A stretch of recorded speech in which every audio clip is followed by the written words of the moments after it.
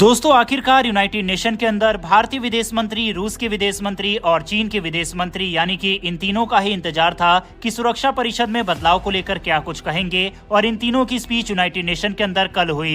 एक एक करके डिटेल में समझेंगे कि क्या कुछ तीनों देशों के विदेश मंत्रियों ने कहा और यूएन में बदलाव को लेकर क्या कुछ मांगे की गई। काफी इंटरेस्टिंग वीडियो होने वाली है, इसीलिए वीडियो को अंत तक जरूर देखिएगा। साथ ही अगर आपको डिफेंस और फॉरेन पॉलिसी में इंटरेस्ट है तो हमारे चैनल इनसाइट नॉलेज को सब्सक्राइब करके बेल नोटिफिकेशन को जरूर दबा ले, जिससे हमारी डेली ऐसी वीडियो आप तक सबसे पहले पहुंच सके। तो चलिए शुरू करते हैं इस वीडियो को। कल यूनाइटेड नेशन के अंदर सभी देशों की निगाहें भारत, चीन और रूस के ऊपर टिकी थी। यूं तो भारत अक्सर ग्लोबल मंच पर पाकिस्तान को इग्नोर करता आया है, लेकिन इस बार भारत के विदेश मंत्री ने सबसे पहले पाकिस्तान को आईना दिखाया। उसके पीछे कारण था कि भारतीय विदेश मंत्री डॉक्टर एस जयशंकर के बयान से एक दिन पहले शहबाज शरीफ की स्पीच यूएन में हुई, जिसमें उन्होंने भारत पर ह्यूमन राइट्स वायलेशन, कश्मीर में अत्याचार, 370 की बहाली, बुरहान वानी, इस टाइप के मुद्दे और आरोप लगाए। हालांकि इसका जवाब भारत की यंग डिप्लोमेट भाविका मंगल नंदन ने बखूबी दिया था, जिन्होंने पाकिस्तान के प्रधानमंत्री की स्पीच को मजाक करार दिया और कहा कि एक कंट्री जिसे मिलिट्री चला रही हो, दुनिया को आतंकवाद एक्सपोर्ट करता हो, वो दुनिया के सबसे बड़े लोकतंत्र के ऊपर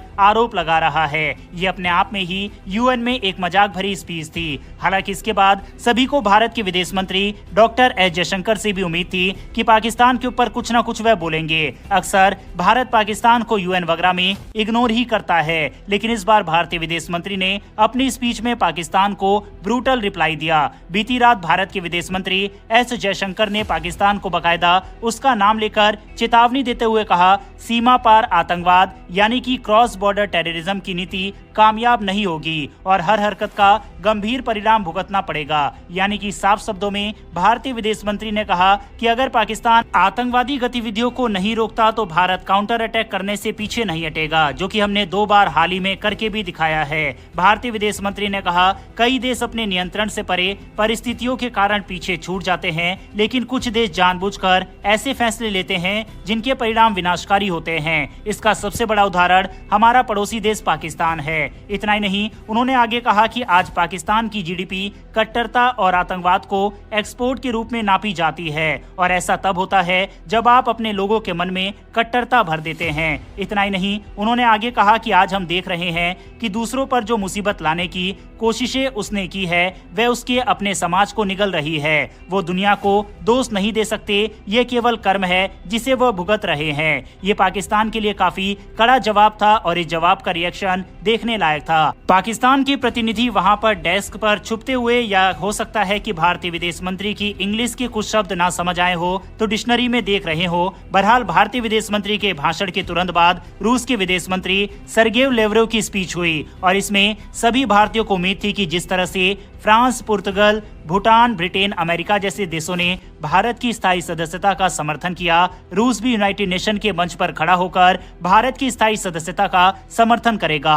और रूस के विदेश मंत्री ने निराश भी नहीं किया, लेकिन इसके साथ ही उन्होंने एक ट्विस्ट यूनाइटेड नेशन के अंदर चेंज को लेकर डाल दिया। रूस के विदेश मंत्री की तरफ से ये कहा गया कि हम यूनाइटेड नेशन के अंदर बदलाव की मांग करते हैं, साथ ही यूनाइटेड नेशन के अंदर ऑलरेडी वेस्टर्न देश की भागीदारी ज्यादा है, इसीलिए परमानेंट सदस्यता वेस्टर्न देश को नहीं मिलनी चाहिए, क्योंकि ऑलरेडी अमेरिका, फ्रांस और ब्रिटेन इसमें शामिल है। हम यूनाइटेड नेशन के अंदर बदलाव चाहते हैं और भारत और ब्राजील की स्थायी सदस्यता का समर्थन करते हैं। ये स्टेटमेंट रूस के विदेश मंत्री की तरफ से दिया गया। वहीं इस स्टेटमेंट से पता लगता है कि यूनाइटेड नेशन के अंदर चेंज इतना आसान नहीं रहने वाला, क्योंकि कुछ देश किसी को चाहते हैं तो कुछ देश किसी को पसंद करते हैं, और जब तक पांचों देश राजी नहीं होंगे तब तक यूनाइटेड नेशन के अंदर बदलाव नहीं हो सकते।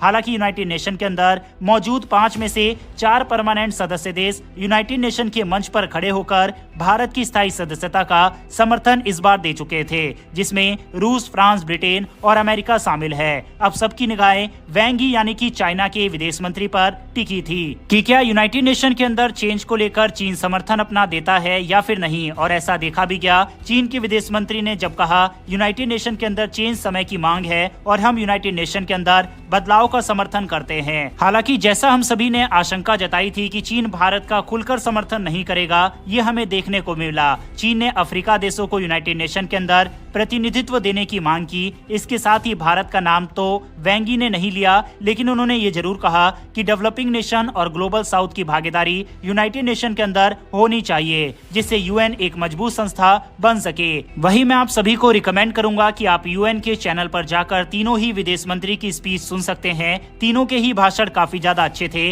बहरहाल इस वीडियो में इतना ही। अगर आपको ये इन्फॉर्मेशन और वीडियो पसंद आई हो तो मेरी एक छोटी सी रिक्वेस्ट है कि नीचे दिए गए सब्सक्राइब बटन को प्रेस कर बेल आइकन को दबा ले। साथ ही तीनों विदेश मंत्री के बयानों पर अपनी राय कमेंट बॉक्स में लिखकर जरूर बताइएगा। फिलहाल इस वीडियो में इतना ही। फिर मिलेंगे ऐसी एक नई वीडियो के साथ। धन्यवाद। जय हिंद।